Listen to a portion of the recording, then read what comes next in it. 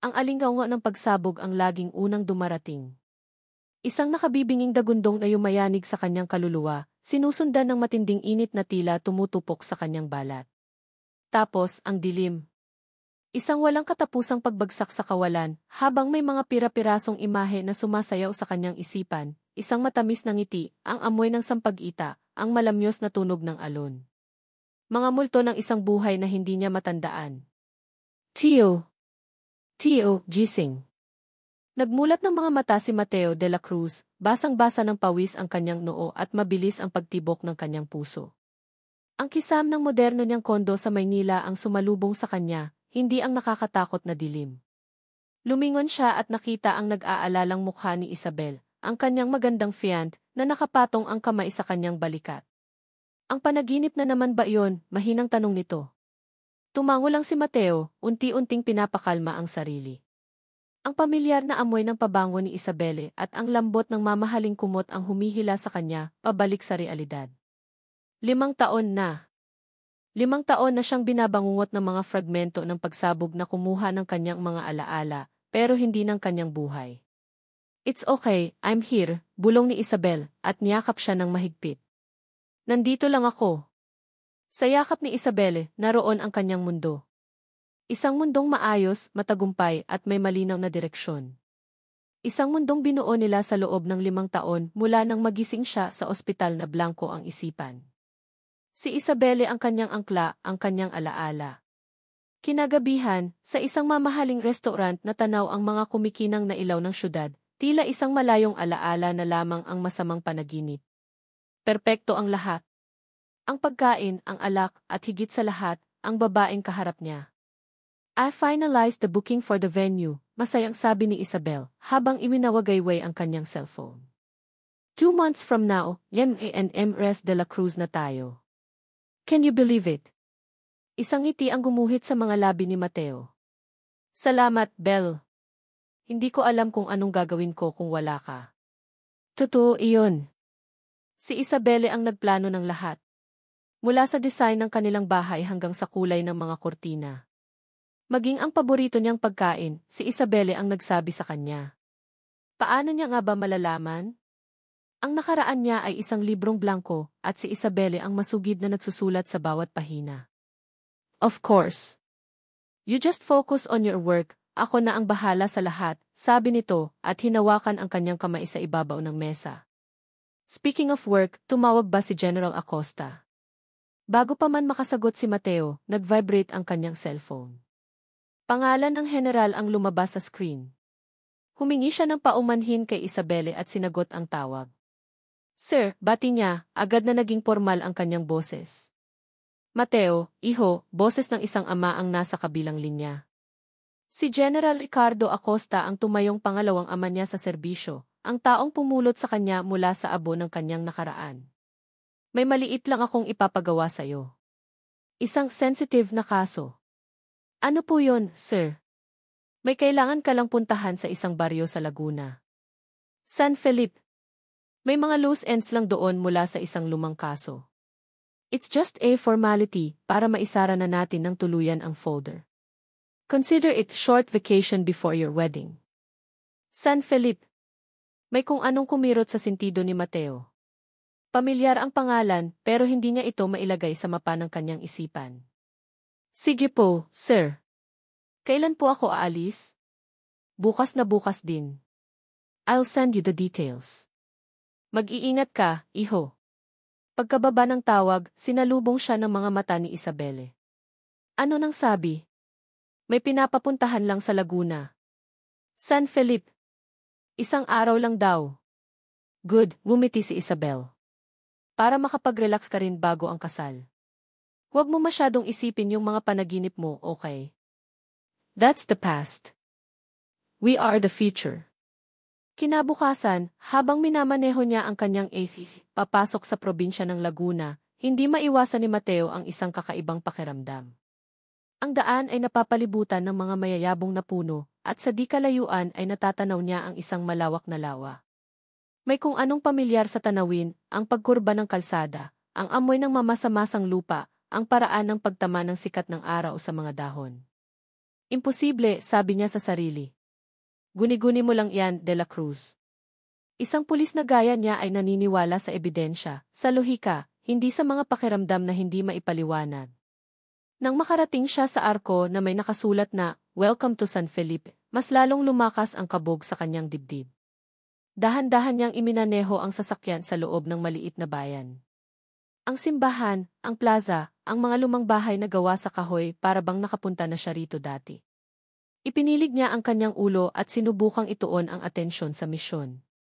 Kailangan niyang hanapin ang barangay hall. Ngunit sa kanyang pagliko, isang maliit na palaruan ang nakakuha ng kanyang pansin. Itinabi niya ang sasakyan sa gilid ng daan, hindi sigurado kung bakit. May 5 batang lalaki na naglalaro doon. Naghahabulan sila at malakas ang kanilang tawanan. Napangiti si Mateo. Marahil ay ito ang tea vacation na sinasabi ni General. Isang payapang tanawin na malayo sa ingay ng Maynila. Ngunit nang huminto sa pagtakbo ang isa sa mga bata at lumingon sa kanyang direksyon, natigilan si Mateo. Ang mukha ng bata. Para siyang nakatingin sa isang maliit na salamin.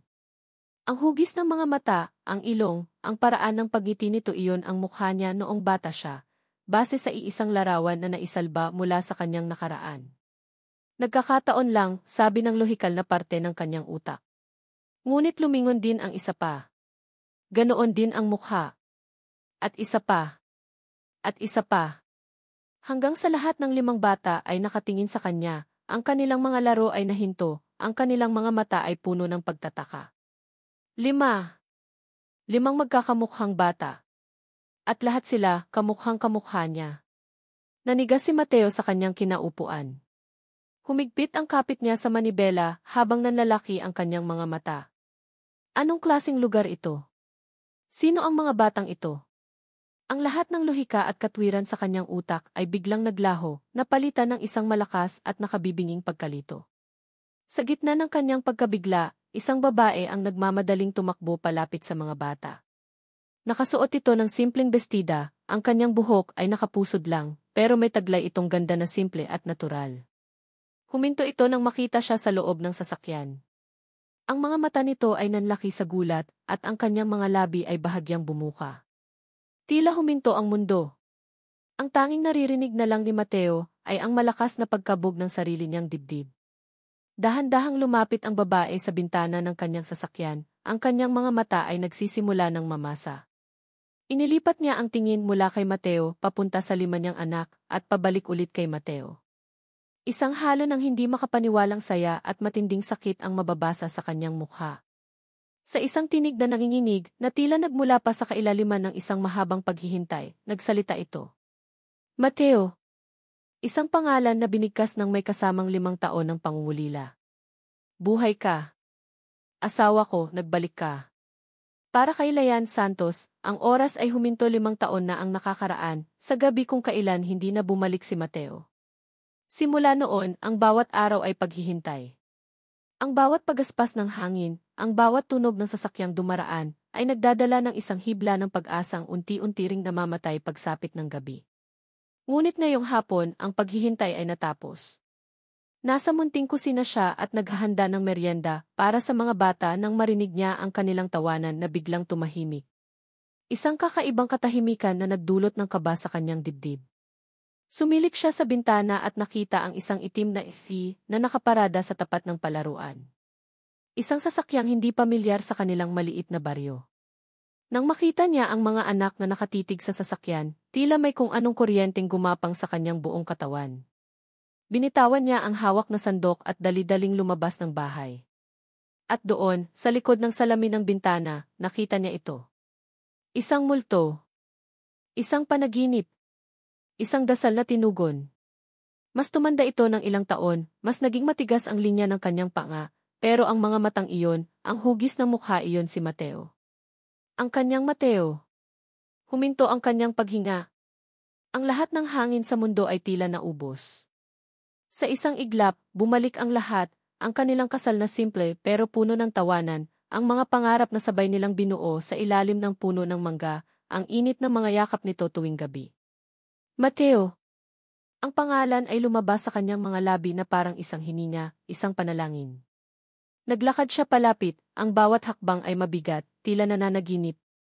Ang takot na baka isa lamang itong guni-guni ay nakikipag-agawan sa kagalakang umaapaw sa kanyang puso. Nang makita niya ang pagkalito sa mukha nito, naisip niya, syempre, magugulat siya. Hindi niya alam na 5 na sila. Nang bumukas ang pinto ng sasakyan at tumayo ito sa kanyang harapan, ang saya sa kanyang dibdib ay sumabog. Tumulo ang mga luhang 5 taon niyang kinimkim. Buhay ka. Asawa ko, nagbalik ka. Ngunit ang mga bisig na inaasahan niyang sasalubong sa kanya ay nanatiling nasa gilid. Ang mga matang inaasahan niyang magniningning sa pagkilala ay nanatiling blanko, malamig at mapanuri. Tiningnan siya nito mula ulo hanggang paa, hindi tulad ng isang asawang nananabik, kundi tulad ng isang pulis na tumitingin sa isang estranghero. Miss, sabi nito sa isang boses na formal at walang emosyon. Patawad, pero nagkakamali ka yata. Ang mga salita ay tumama sa kanya na parang isang malaking pader. Ang kanyang ngiti ay naglaho. Ang kanyang puso ay nagsimulang bumagsak mula sa alapaap pabalik sa lupa. Ano? Mateo, ako to si Liane. Wala akong maalalang Liane, diretsong sabi nito. Ang mga mata niya ay lumipat sa 5 bata na ngayon ay nakakapit na sa kanyang palda, nagtatago sa likod niya. Sino ka? At bakit kamukha ko ang mga batang yan? Ang bawat tanong ay isang punyal. Ang bawat salita ay lason. Ang lalaking pinangarap niyang makitang muli sa loob ng 1,825 araw ay nasa harapan niya nga, ngunit ang kaluluwa nito ay wala roon. Isa siyang estranghero na maisuot na pamilyar na mukha. Sila ang mga anak natin, Mateo, nanginginig niyang sabi, habang hinahaplos ang ulo ng isa sa mga bata. Si Marco, Miguel, Manuel, Mario at Maria. Hindi mo ba sila natatandaan? Umiling si Mateo, isang maliit na pag-iling na bumasag sa lahat ng natitirang pag-asa ni Liane. Nagkaroon ako ng aksidente 5 taon na ang nakalipas. Nabura lahat ng alaala ko bago ang araw na yon. Isang sagot na mas masakit pa kaysa sa balitang patay na ito. Dahil ang kamatayan ay isang katapusan. Ito ay isang walang katapusang parusa. Ang usapan ay hindi na nagtagal. Si Mateo ay nanatiling propesyonal, kinuha ang pangalan niya, ang address, at sinabing babalik siya. Pagkatapos ay sumakay ito sa kanyang SUV at umalis, nag-iwan ng alikabok at isang durog na puso. Pagpasok nila sa bahay, sinalubong sila ng ina ni Liane, si Aling Nita. Isang tingin pa lang sa mukha ng anak ay alam na niya ang lahat. Niyakap niya si Liane habang umiiyak ito nang walang tunog sa kanyang balikat. Habang ang 5 bata ay tahimik na nakatingin, hindi na iintindihan ang bigat ng mga nangyayari. Nakita mo na ba ang sinasabi ko, anak? Mahinahong sabi ni Aling Nita nang kumalma na si Liane. Bakit ngayon lang siya nagpakita? Pagkatapos ng 5 taon? At bakit tila wala siyang pakialam? Huwag kang padalos-dalos, Liane. Masyado ka nang nasaktan.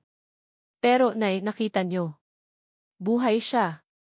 Buhay ang ama ng mga anak ko, sagot ni Liane, ang boses ay basag. Buhay nga ang katawan niya. Pero ang tanong, nasaan ang Mateo na minahal mo? Baka matagal nang patay ang taong iyon. Ang mga salita ni Aling Nita ay masakit pero may katotohanan. Pumasok si Liane sa kanyang silid, ang silid na dati ay para sa kanilang dalawa. Ang lahat ay naroon pa rin, ang mga damit ni Mateo sa aparador, ang paborito niyang libro sa mesa, ang mga bagay na hindi niya magawang itapon dahil ang bawat isa ay isang piraso ng pag-asa. Binuksan niya ang isang maliit na bowl na kahoy sa ilalim ng kama. Mula roon, kinuha niya ang nag-iisang larawan ng kanilang kasal. Nakangiti sila pareho, mga matay nagniningning. Si Mateo, suot ang kanyang barong, ay mahigpit siyang yakap. Siya, suot ang simpleng puting bestida na tinahi ng kanyang ina, ay nakasandal dito na may buong pagtitiwala. Sino ang lalaking nasa larawan? At sino ang estrangherong nakausap niya kanina? Hinalikan niya ang larawan, at isang mainit na butil ng luha ang pumatak dito, bumabakat sa nakangiting mukha ni Mateo. Bakit, mahal? Bulong niya sa hangin. Bakit kinalimutan mo kami? Sa gitna ng kanyang pagluluksa, may kumatok sa pinto. Dahan-dahan niyang pinunasan ang kanyang mga luha at binuksan ito. Si Mateo. Nakatayo roon sa dilim, ang liwanag mula sa loob ng bahay ay nagbibigay anino sa kanyang seryosong mukha. Wala pa ring emosyon. Wala pa ring pagkilala. Tinitigan siya nito, ang mga mata ay diretso at matalim. Ang katahimikan ay mabigat at puno ng mga salitang hindi masabi. At nang sa wakas ay magsalita ito, ang mga salita niya ay hindi nag-aalok ng aliw o pag-asa. Ang mga salita niya ay isang utos. Kailangan nating kumuha ng i-test. Bukas na bukas. Ang mga salitang i-test ay lumabas sa bibig ni Mateo na kasing lamig ng aserong hawak niya bilang isang pulis. Iyon ang protocol. Iyon ang lohika. Iyon ang tanging paraan para magkaroon ng konkretong sagot sa isang sitwasyong puno ng hindi maipaliwanag na emosyon. Ngunit nang makita niya ang pagbagsak ng mga balikat ni Leanne at ang huling kislap ng pag-asa na namatay sa mga mata nito, isang hindi pamilyar na kirot ang tumagos sa kanyang dibdib. Bakit siya nakakaramdam ng guilt? Trabaho lang ito. Isa lang itong kaso na kailangang bigyan ng linaw. Huminga ng malalim si Leanne, tila pinipiga ang lahat ng sakit para magkaroon ng espasyo para sa katatagan. Tumango ito, hindi tumitingin sa kanya. CJ, kung iyan ang kailangan mo para maniwala. Kinabukasan, maaga silang nagtungo sa pinakamalapit na klinika sa kabayanan. Naging mabilis at tahimik ang proseso. Si Mateo ay nanatiling propesyonal, habang si Leanne naman ay parang isang anino na sumusunod lang, ang mga mata ay nakatuon sa sahig. Ngunit ang pinakamahirap para kay Mateo ay ang pagkuha ng sample mula sa 5 bata. Tiningnan siya ng mga ito nang may pagtataka, ang iba'y may bahagyang takot. Walang sinuman sa kanila ang umiyak. Tila naramdaman nila ang bigat ng sitwasyon. Isang linggo raw ang resulta, sabi ni Mateo habang naglalakad sila palabas ng klinika. Alam ko, mahinang sagot ni Leanne. Huminto ito at sa wakas ay tiningnan siya ng diretsyo. Habang naghihintay tayo, may isa lang akong hihilingin. Ano iyon? Kilalanin mo sila, sabi ni Leanne, ang boses ay may pakiusap. Hindi bilang ebidensya. Hindi bilang subject sa investigasyon mo.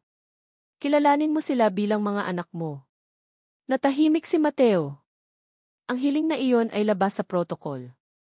Ngunit may kung anong puwersa sa paraan ng pagtitig ni Leanne, isang hamon na nakabalot sa pakiusap. At marahil, isang maliit na bahagi niya ang gustong malaman. Tumango siya ng isang beses. CJ, ang mga sumunod na araw ay isang kakaibang pagsubok para kay Mateo. Sa umaga, tinatawagan niya si Isabel, pinapanatag ito na maayos ang lahat at malapit nang matapos ang kanyang misyon. Ngunit pagkababa niya ng telepono, haharapin niya ang isang realidad na mas komplikado pa kaysa sa anumang kasong hinawakan niya. Ginugol niya ang kanyang oras sa bakura ng maliit na bahay ni Leanne, nakaupo sa isang silyang kahoy habang pinapanood ang mga bata na maglaro. Sa una, inilalayo nila siya. Ngunit unti-unti, dahil sa likas na pagka-inosente ng mga bata, nagsimula silang lumapit.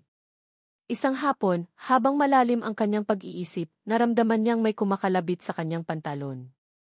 Pagtingin niya, nakita niya ang isa sa mga bata, si Miguel, kung tama ang tanda niya, na maihawak na isang maliit at makinis na bato.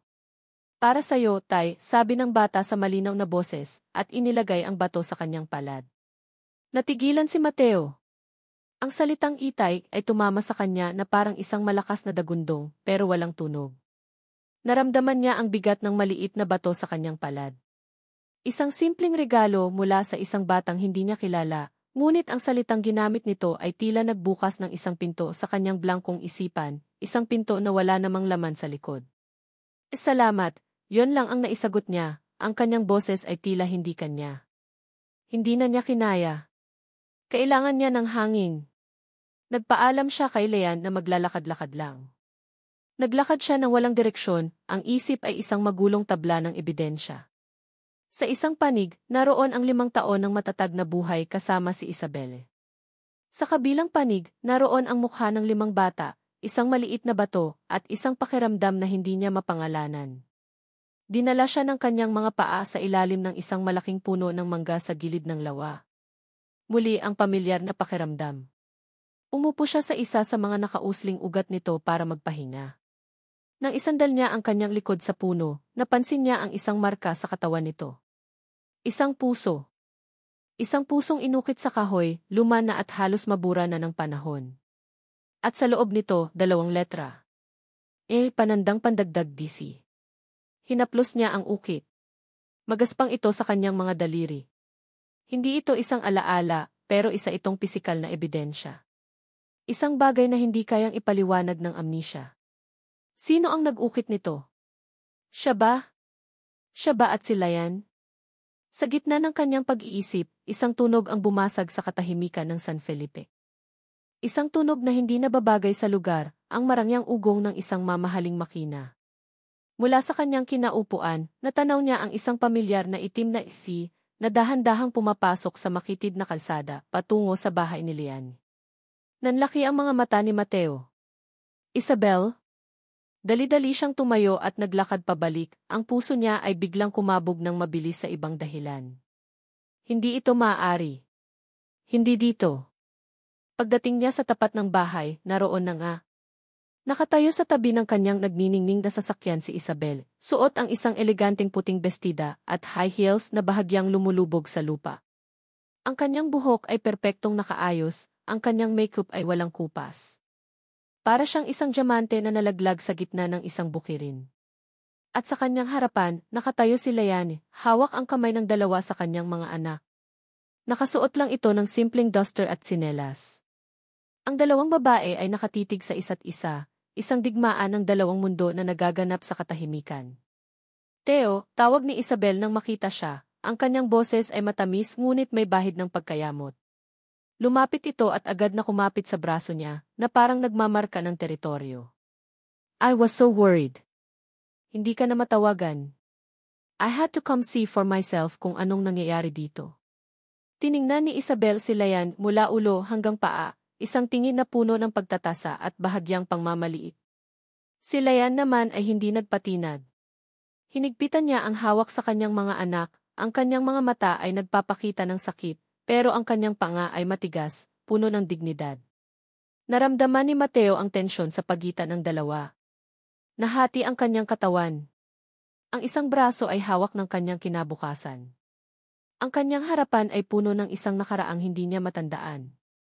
Belle, anong ginagawa mo dito? Tanong ni Mateo, sinisikap na kontrolin ang sitwasyon. Ngunit hindi siya pinansin ni Isabel. Ang mga mata nito ay nakatuon pa rin kay Lian, isang malamig na ngiti ang unti-unting gumuhit sa kanyang mga labi. Sa isang boses na kasing talim ng yelo, nagsalita ito, sapat lang para marinig nilang tatlo. So, ikaw pala yung nurse na nanggugulo sa fean ko.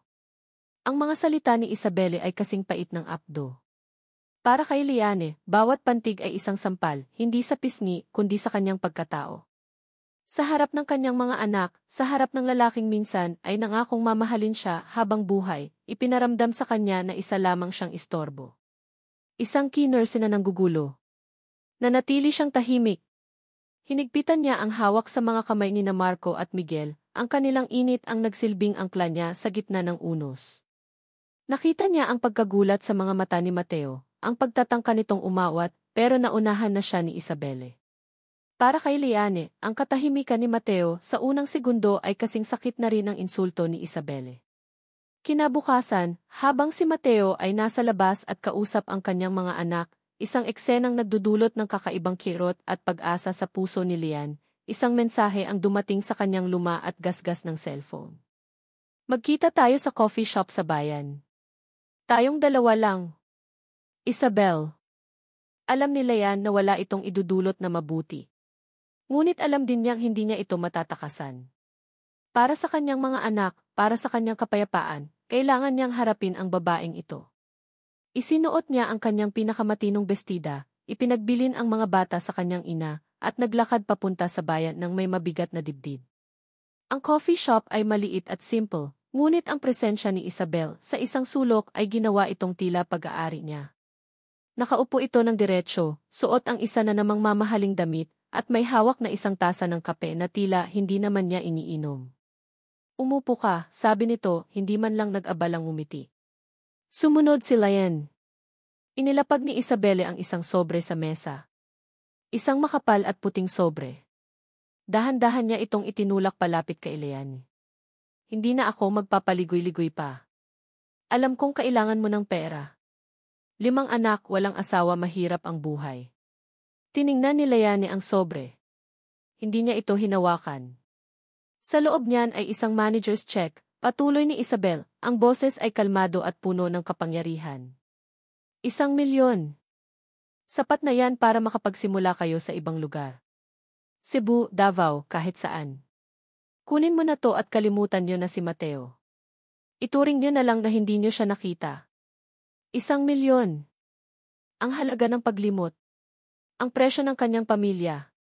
Isang malamig na galit ang gumapang sa ugat ni Leanne. Itinaas niya ang kanyang tingin mula sa sobre, patungo sa mga mata ni Isabelle.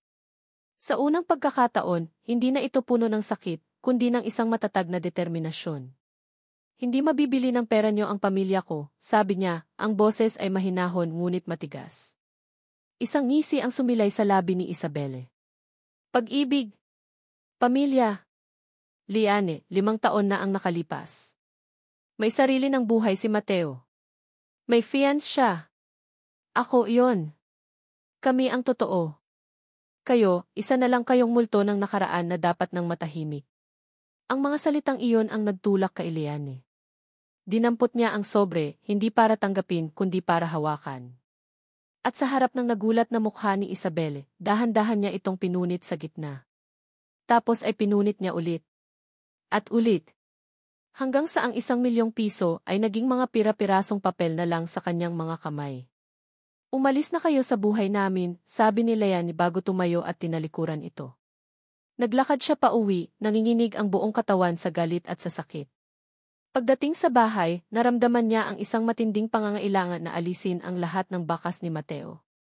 Hindi ang Mateo na ama ng kanyang mga anak, kundi ang Mateo na pag-aari na ng iba.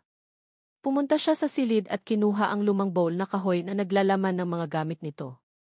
Oras na para isauli ang mga ito. Oras na para tanggapin na tapos na ang lahat. Isa-isa niyang inilabas ang mga damit, ang mga libro, ang mga lumang cassette tapes. Sa pinakailalim ng bowl, sa ilalim ng isang nakatuping lumang t-shirt, may nahawakan siyang isang bagay na papel.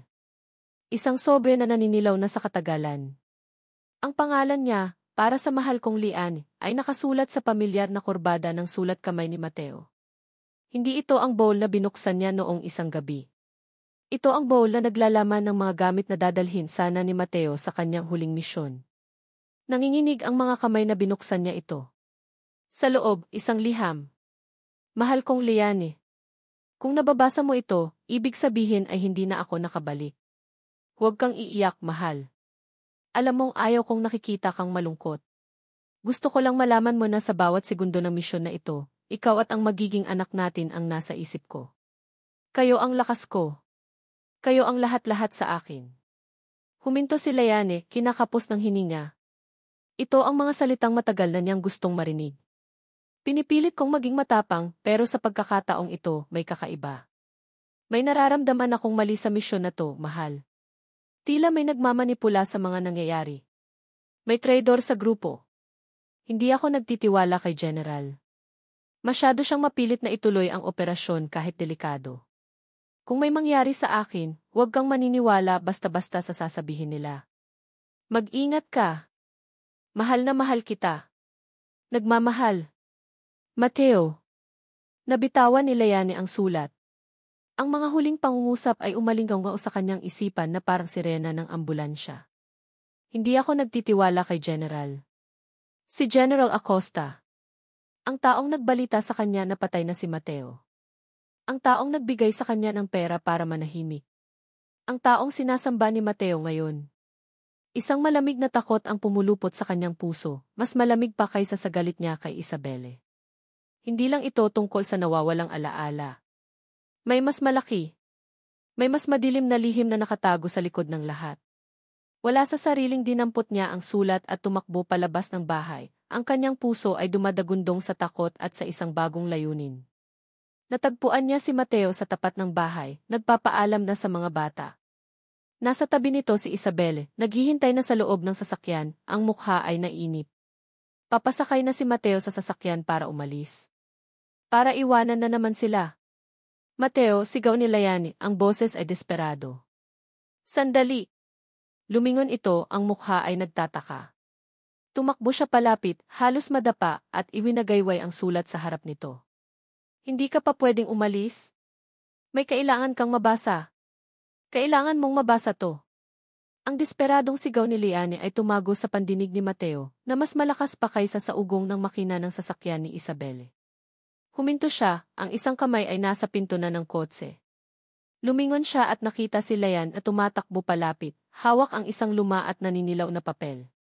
Ano to? Tanong niya, ang kanyang boses ay nagpapakita ng pagkalito. Sulat-sulat mo, humihingal na sabi ni Lian, iniabot sa kanya ang liham. Nahanap ko sa mga gamit mo. Basahin mo, Mateo. Pakiusap. Nag-aalangan man ay kinuha niya ang sulat. Bumaba si Isabelle mula sa sasakyan, ang mukha ay puno ng pagkayamot. Teo, ano na naman to? We have to go. Hindi pinansin ni Mateo si Isabel. Ang kanyang atensyon ay nakatuon sa sulat kamay sa sobre. Pamilyar. Masyadong pamilyar. Binuksan niya ito at sinimulang basahin. Ang bawat salita ng pagmamahal para kay Lian at sa kanilang magiging anak ay nagdulot ng isang kakaibang pakiramdam, isang pag-aari na hindi niya maalala. Ngunit ang mga huling pangungusap ang yumanig sa kanyang pundasyon. May traidor sa grupo. Hindi ako nagtitiwala kay General Acosta. Ang kanyang mentor. Ang kanyang tagapagligtas. Ang taong itinuturing niyang ama. Ang ideya ay katawa-tawa, imposible. Ngunit ang sulat ay nasa kanyang mga kamay, isang pisikal na bagay mula sa isang nakaraang hindi niya matandaan. Ang pagdududa, na kasing liit ng butil ng buhangin, ay nagsimulang tumubo sa kanyang isipan. Teo, ano iyan? Tanong ni Isabel, sinisubukang silipin ang papel. Sandali lang, Belle, sabi niya at lumayo ng ilang hakbang. Kinuha niya ang kanyang cellphone at idinayal ang numero ng general. Kailangan niya ng sagot. Kailangan niya ng katiyakan. Mateo, iho. Napatawag ka. Pabalik ka na ba? Masayang bati ni General Acosta sa kabilang linya. Sir, may itatanong lang po sana ako, seryosong sabi ni Mateo. Tungkol po sa misyon 5 taon na ang nakalipas. Ang aksidente. Ano ang tungkol doon? May nagsabi po sa akin na bago ang misyon, nagpahayag daw po ako ng pagdududa sa inyo. Isang sandali ng katahimikan. Pagkatapos ay isang malumanay na pagtawa ang narinig ni Mateo. Ah, yan ba? Mateo, iho, matagal na yan. Nagkaroon ka ng matinding yes, bago pa man mangyari ang pagsabog. Paranoid ka noon sa lahat. Bahagi yan ng trauma mo. Akala ko ay nalagpasan mo na yan. Huwag mong hayaang guluhin ng mga multo ng nakaraan ang isip mo. Magpahinga ka, iho. Ako na ang bahala sa lahat. Umuwi ka na rito kay Isabel.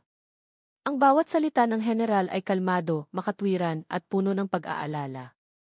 Isang perpektong paliwanag na direktang sumasalungat sa sulat. Ang utak ni Mateo, na sanay sa lohika at katibayan, ay nalito. Alin ang paniniwalaan niya? Isang pirasong papel mula sa isang taong hindi niya nakilala, ang sarili niya, o ang salita ng taong nag-alaga sa kanya sa loob ng 5 taon. Pagkababa ng telepono, sinalubong siya ni Isabelle. Hinawakan nito ang kanyang mukha gamit ang 2 kamay. Teo, look at me, malambing nitong sabi. Sino ang kasama mo sa loob ng 5 taon? Sino ang nag-alaga sa'yo? Sino ang naghintay sa'yo? Ako, Teo. Tayo. Kami ang totoo. Hindi sila. Ang mga salita ni Isabelle ay parang isang mainit na kumot sa isang malamig na gabi. Iyon ang mundong kilala niya. Iyon ang buhay na pinili niya. Ang lahat ng nangyayari sa San Felipe ay isang magulo at masakit na anomalya. Tiningnan niya si Liane, na nakatayo sa di kalayuan, ang mga mata ay puno ng nag-aabang na pag-asa. Sa likod nito, nakasilip mula sa bintana ang 5 maliliit na mukha na kamukhang kamukha niya. Kailangan niyang tapusin ito. Kailangan niyang pumili. Huminga siya ng malalim at naglakad pabalik kay Isabel. Sa harap ni Liane, sa harap ng kanyang mga anak, hinawakan niya ang pisngi ni Isabelle. Umuwi na tayo, bulong niya. At pagkatapos, ipinikit niya ang kanyang mga mata at hinalikan ito.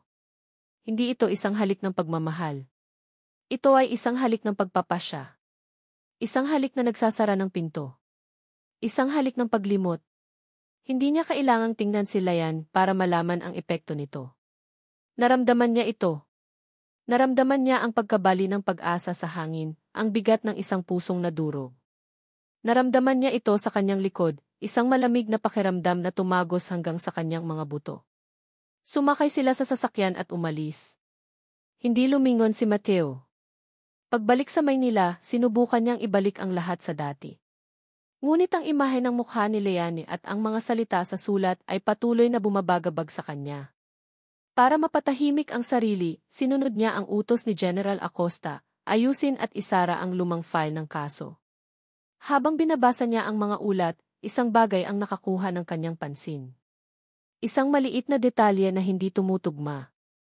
Ang opisyal na ulat, na pirmado ni General Acosta, ay nagsasabing natagpuan siya 5 kilometro ang layo mula sa pinangyarihan ng pagsabog na nagpapaliwanag kung bakit siya nakaligtas. Ngunit sa isang kalakip na dokumento, isang handwritten note mula sa isa sa mga unang rumesponding pulis, may nakasulat na ibang-iba. Isang simpleng tala sa gilid ng papel. Natagpuan ang biktima, Dick Isa de la Cruz, sa mismong ground zero, sa ilalim ng mga debris. Imposibleng nakaligtas. Naniga si Mateo. Ground Zero. 5 kilometro. Ang dalawang pahayag ay hindi maaaring parehong maging totoo. Isa rito ay kasinungalingan. Isang munting kontradiksyon. Isang maliit na butas sa isang perpektong kwento. Ngunit para sa isang investigador na tulad ni Mateo, ang isang maliit na butas ay sapat na. Sapat na para gumuho ang lahat. Ang binhi ng pagdududa na itinanim ng sulat ni Leanne ay biglang diniligan ng isang malamig at nakakakilabot na katotohanan. Ground Zero. 5 kilometro. Ang dalawang magkasalungat na parirala ay paulit-ulit na umikot sa isipan ni Mateo, na parang isang sirang plaka. Hindi siya natulog ng gabing iyon. Ang perpektong ayos ng kanyang kondo unit, na dati nagbibigay sa kanya ng kapayapaan, ay tila naging isang kulungan. Ang bawat sulok ay may anino ng kasinungalingan. Isinara niya ang pinto ng kanyang study. Hinawi niya ang mga blinds. Sa dilim, sa liwanag lamang ng kanyang laptop, ang instinct ng isang investigador na matagal na niyang ibinaon sa ilalim ng lohika at pagtitiwala ay muling nabuhay. Hindi na ito tungkol kay Leanne. Hindi na ito tungkol sa 5 bata. Ito ay tungkol sa isang kasinungalingang bumuo sa kanyang buhay sa loob ng 5 taon. Nagsimula siya. Gamit ang kanyang mga access bilang pulis, binuksan niya ang lahat ng files na may kinalaman kay General Ricardo Acosta. Walang bahid-dungis ang record nito. Isang bayani. Isang huwaran. Ngunit alam ni Mateo na ang pinakamalinis na papel ay kadalasang may pinakamaitim na mansa sa likod. Gumawa siya ng isang tawag na hindi niya ginawa sa loob ng 5 taon. Tumawag siya sa isang dati niyang kasama sa Police Academy, isang computer expert na hindi kailanman naging malapit kay General Acosta. Isang taong mapagkakatiwalaan niya dahil sa utang na loob. Tol, kailangan ko ng pabor, sabi niya, ang boses ay mahina ngunit mapilit. Financial records. Isang shell corporation. Lahat ng mahahanap mo. Discreetly. Habang naghihintay, binalikan niya ang lahat. Ang sulat. Ang pag-aalinlangan ni Mateo ng nakaraan. Ang biglaang pagdating ni Isabel sa San Felipe. Ang perpektong paliwanag ng general sa telepono. Ang lahat ay tila mga hiwa-hiwalay na piraso ng puzzle. At ngayon, dahan-dahan niyang binubuo ang mga ito. Nang dumating ang email mula sa kanyang kaibigan, naramdaman niya ang malamig na pawis sa kanyang likod. Isang listahan ng mga transaksyon. Isang shell corporation na ginagamit para maglaban ng pera mula sa isang kilalang sindikato ng droga, ang mismong sindikatong iniimbestigahan niya 5 taon na ang nakalipas. At ang pangalan ng isa sa mga incorporator ng kumpanya. Vicencio. Ang apelyido ng tiyuhin ni Isabel. Isang nakabibinging katahimikan ang bumalot sa silid. Ang mga piraso ng puzzle ay hindi lang nabuo. Ang mga ito ay sumabog, nag-iwan ng isang pangit at nakakasukang larawan. Si General Acosta. Ang traitor. Si Isabel. Hindi lang isang fiance, kundi isang piyesa sa laro, marahil ay isang tanod para masigurong hindi siya makakaalala. Ang kanyang misyon sa San Felipe. Hindi para ayusin ang loose ends, kundi isang patibong. Marahil ay para linisin ang huling ebidensya, o para subukan kung may babalik sa kanyang alaala. Tumingin siya sa isang naka-frame na litrato sa kanyang mesa. Siya at si General Acosta, nakangiti, kuha noong araw ng kanyang promosyon. Ang imahe ng isang ama, ng isang mentor. Ngayon, ang nakikita na lang niya ay ang mukha ng isang ahas. Nilinlang. Ginamit. Itinapon. Sa gitna ng kanyang pagkamuhi, tumunog ang kanyang telepono. Sa screen, lumabas ang pangalan na nagpapatibok sa kanyang puso sa galit. General Acosta. Huminga siya ng malalim bago sagutin. Sir. Mateo, iho, ang pamilyar na boses, puno pa rin ng huwad na pag-aalala. May nalaman ako. Isang mahalagang impormasyon tungkol sa kaso 5 taon na ang nakalipas. Hindi natin pwedeng pag-usapan sa telepono. Magkita tayo. Sa lumang bodega sa may pier, alam mo na yon. Ngayon na. Alam ni Mateo. Isa itong patibong. Ang huling akto. Ang pagtatangkang tuluyan na siyang patahimikin. Sige po, sir. Papunta na ako, sagot niya, ang boses ay kalmado. Bago umalis, binuksan niya ang kanyang safe. Kinuha niya ang kanyang service firearm. Kinuha rin niya ang isang mas maliit na baril at isinuksok ito sa kanyang ankle holster. Hindi na siya ang Mateo na bulag na sumusunod. Isa na siyang pulis na papasok sa lungga ng kalaban. Ang bodega ay madilim at amoy kalawang. Isang bumbilya lang ang nagbibigay liwanag sa gitna, na lumilikha ng mahahabang at nakakatakot na anino. Sa gitna, nakatayo si General Acosta, naghihintay. Hindi ito nagtatago. Alam ko na, sabi ni Mateo, hindi na nag-aksaya ng oras. Isang mabagal na palakpak ang sagot ng general. Matalino ka, Mateo. Noon pa man. Masyadong matalino para sa kapakanan mo. Yan ang dahilan kung bakit kailangan mong mawala. Walang pagsisisi sa boses nito. Tanging ang malamig na pag-amin ng isang taong matagal nang nawalan ng konsensya. Bakit, tanong ni Mateo, ang galit ay nangingibabaw sa sakit. Itinuring kitang ama. Dahil ang pera ay mas tapat kaysa sa kahit sinong anak, umisi ang general. Masyado ka nang malapit noon. 1 linggo na lang at malalaman mo na ang lahat. Kaya't kailangan kong gumawa ng paraan. Sayang, nakaligtas ka. Pero ang amnesia mo isa iyong regalo mula sa langit. Isang pagkakataon para itama ang pagkakamali. Sa bawat salita, mas lalong nag-aapoy ang galit ni Mateo. At si Lion? Ang mga anak ko. Alam mo ang lahat. Siyempre. Siya ang pinakamalaking hadlang. Ngunit naging madali siyang kausap. Kaunting takot, kaunting pera, at nanahimik siya para protektahan ang mga anak niya. Hindi na kinaya ni Mateo. Susugurin na sana niya ito nang may marinig siyang isang pamilyar na tunog.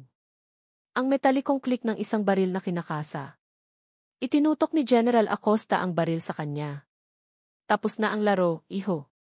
Sa pagkakataong ito, sisiguraduhin ko nang hindi ka na magigising. Ngunit bago pa man ito mapisil ang gatilyo, isang tunog mula sa labas ang bumasag sa katahimikan. Woo, woo, woo. Ang papalakas na sirena ng mga sasakyan ng pulis. Nanlaki ang mga mata ni Acosta sa gulat. Ngumisi si Mateo. Hindi lang ikaw ang marunong magplano, General. Ngunit ang takot sa mukha ni Acosta ay napalitan ng isang mapanganib na tawa. Isang tawang nakakakilabot. Akala mo tapos na, umiling ito, ang baril ay nakatutok pa rin sa kanya. Akala mo panalo ka na? Mahuhuli mo ako. Pero sa oras na magsalita ka, sa oras na isampa mo ang kaso lilitaw ang lahat. Anong ibig mong sabihin? Ang perang ibinayad ko kay Leon para manahimik galing iyon sa sindikato. Ang pangalan niya ay nasa listahan ng mga binayaran. Kapag nagsalita ka, idadamay mo siya at ang mga anak mo.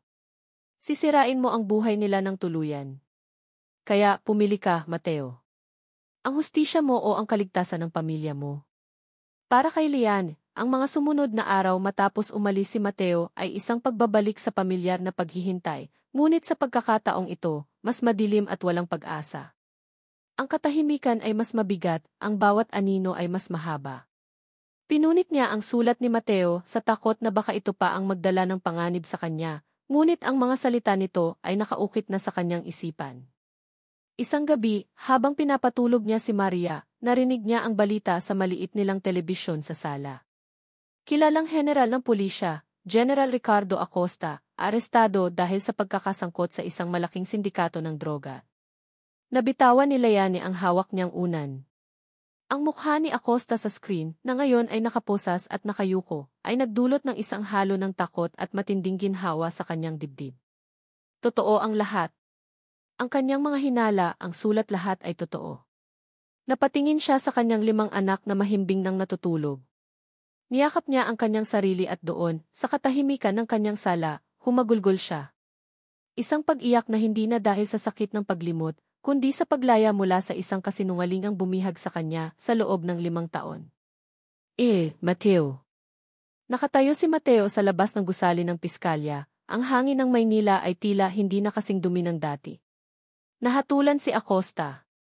Sa tulong ng kanyang mga pinagkakatiwalaang kasamahan at ng testimonya ng iba pang biktima, nahanap nila ang paraan. Ang pera na ibinigay kay Layani ay matagumpay nilang naideklara bilang e-blood money na ipinilit sa isang biktimang pinaniwalang patay na ang asawa. Si Layani ay hindi naging suspect, kundi isang mahalagang saksi. Nilinis nila ang kanyang pangalan. Si Isabelle ay umalis ng bansa, bago pa man siya madamay sa kaso ng kanyang tiyuhin. Walang paalam. Isang text message lang. I'm sorry. Tapos na ang lahat. Ngunit habang nakatayo roon si Mateo, alam niyang may isang bagay pa siyang kailangang gawin. Ang pinakamahirap sa lahat. Ang bumalik sa San Felipe. Ang biyahe pabalik ay iba na. Hindi na ito isang misyon. Hindi na ito isang pagtakas.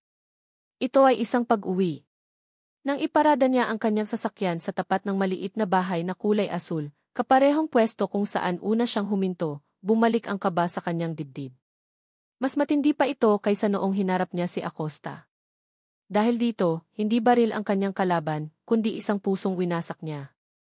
Nakita niya si Layan na nagdidilig ng mga halaman sa hardin. Huminto ito nang makita siya. Walang gulat sa mga mata nito ngayon.